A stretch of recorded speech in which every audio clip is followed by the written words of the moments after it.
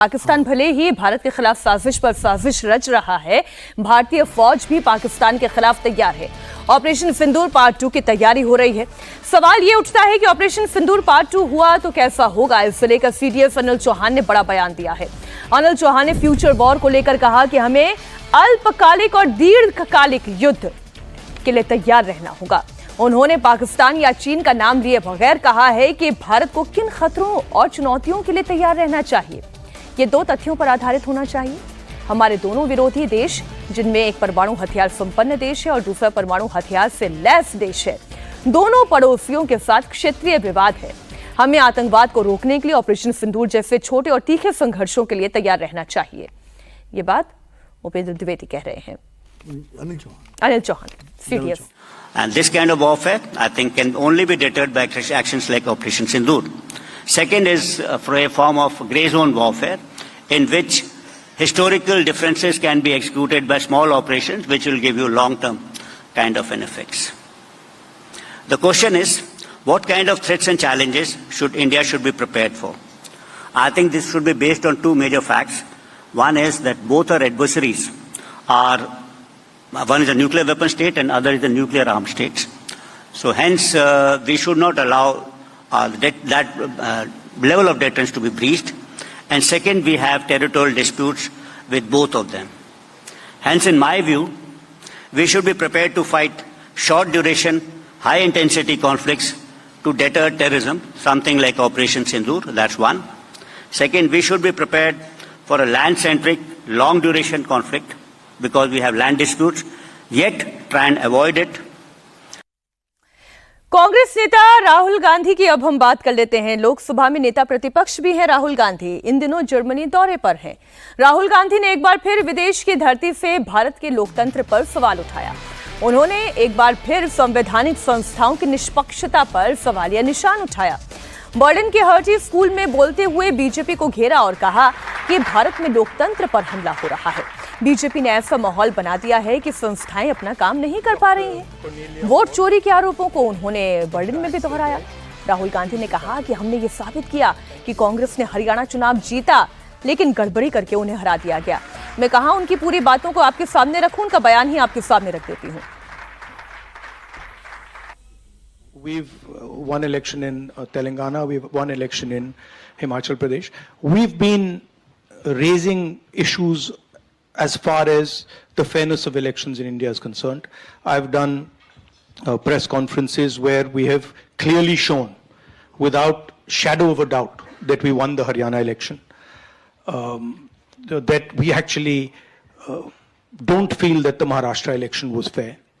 There is a full-scale assault taking place on the institutional framework of our country.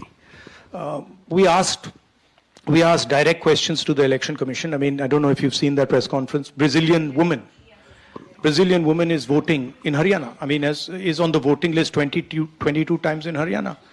One woman is voting 200 times in one polling booth.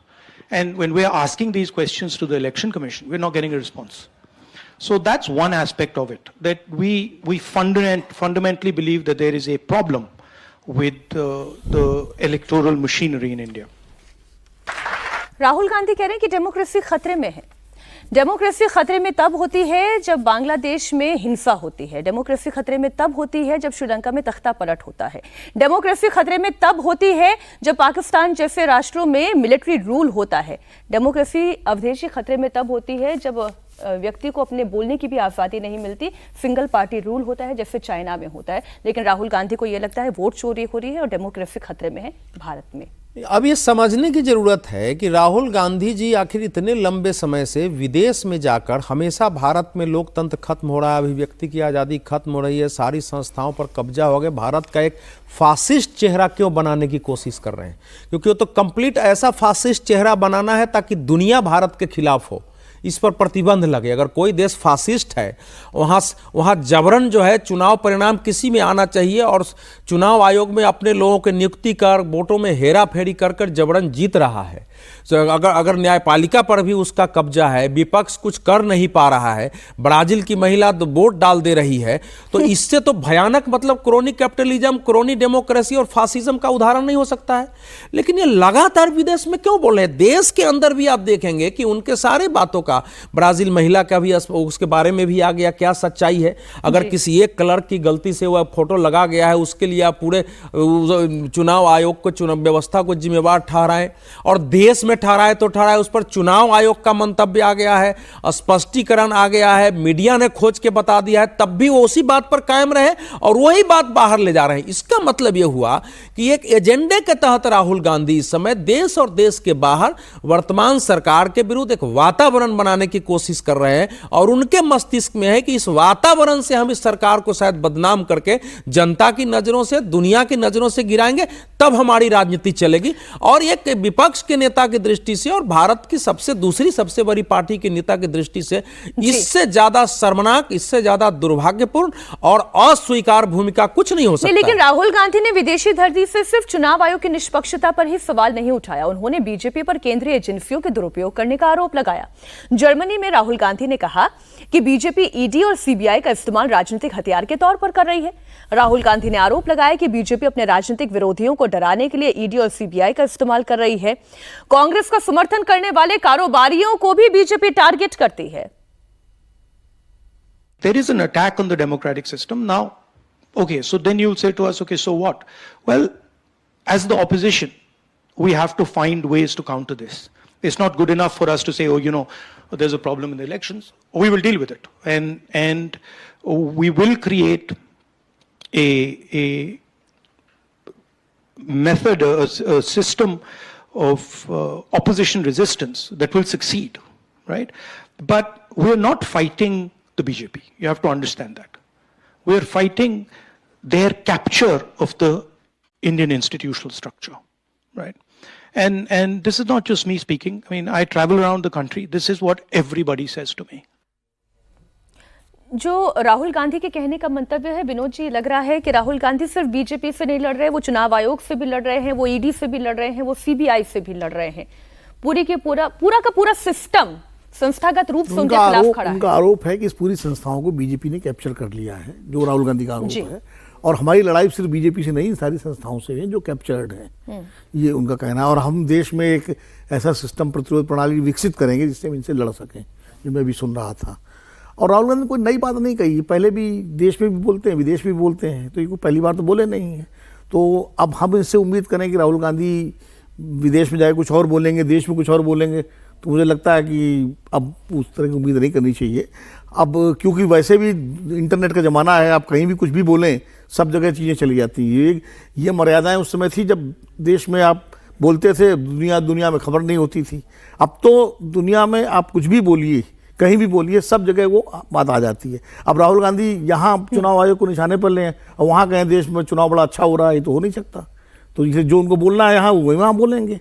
अब ये तो उनको तय कर, लेकिन मुझे लगता है बेहतर होता राहुल गांधी अगर इसके साथ साथ जो ये बोला अगर वो बांग्लादेश पे भी बोलते, अगर बांग्लादेश में जो हो रहा है उस पर वहाँ की सरकार को कटघरे में खड़ा करते, वहाँ की व्यवस्था कटघरे में खड़ा करते, और थोड़ा पाकिस्तान जिस तरह भारत को परेशान कर रहा है उस पर भी उनको बोलना चाहिए था नेता विपक्ष के रूप में। तो उनकी बात थोड़ी संतुलित हो जाती, अब बैलेंस हो जाती कि भाई ठीक है, आपने अपनी बात भी कही, जो नेता जो आप यहाँ विरोध कर रहे हैं सरकार का, साथ में आपने देश के लिए भी कुछ बातें वहाँ कही हैं। बिल्कुल ठीक बात। राहुल गांधी जर्मनी से भारतीय लोकतंत्र को कोस रहे हैं, चुनाव आयोग की निष्पक्षता पर सवाल उठा रहे हैं। वहीं दूसरी ओर कांग्रेस पार्टी उत्तर प्रदेश में अकेले चुनाव लड़ने की तैयारी में है। कांग्रेस के सीनियर लीडर और यूपी कांग्रेस के प्रभारी अविनाश पांडे ने बयान दिया। उन्होंने कहा कि कांग्रेस पार्टी उत्तर प्रदेश में सभी 403 विधानसभा सीटों पर चुनाव लड़ने की तैयारी कर रही है। उत्तर प्रदेश में अगले 2 महीने में कांग्रेस पार्टी 17 सभाएं करने जा रही है। आपको बता दें, बिहार चुनाव में कांग्रेस पार्टी का परफॉर्मेंस बहुत निराशाजनक था। इसके बाद से ही पार्टी में एकला चलो को लेकर दबाव भी बनने लगा। हालांकि यूपी में कांग्रेस के लिए आंकड़े कुछ अच्छे नहीं रहे हैं। साल 2017 में कांग्रेस और समाजवादी पार्टी ने गठबंधन में चुनाव लड़ा। आपके सामने देखिए, सारा डेटा रख रही हूं। कांग्रेस 114 में से केवल 7 सीट ला पाई। 2022 में अकेले चुनाव लड़ा, 399 सीटों पर उम्मीदवार उतारे तो जीते केवल 2। पिछले साल 2024 में लोकसभा चुनाव में समाजवादी पार्टी के साथ गठबंधन में चुनाव लड़ा, 17 सीटों पर उम्मीदवार उतारे, 6 सीटें जीती। कांग्रेस पार्टी अब ये कह रही है कि अकेले चुनाव लड़ेंगे। बताया जा रहा है कि बिहार चुनाव के बाद प्रशांत किशोर से जब प्रियंका गांधी की मुलाकात हुई और बाद में राहुल गांधी के साथ भी मीटिंग हुई, उसके बाद एकला चलो नारे पर बात हो रही है। इस पर एक क्विक रिएक्शन। नहीं, कांग्रेस इस समय बृहन मुंबई नगर पालिका भी अकेले लड़ने की बात कर चुकी है और उत्तर प्रदेश में अकेले लड़ने जा रही है। मुझे लगता है कि समाजवादी पार्टी की ओर से भी कुछ संकेत मिला है।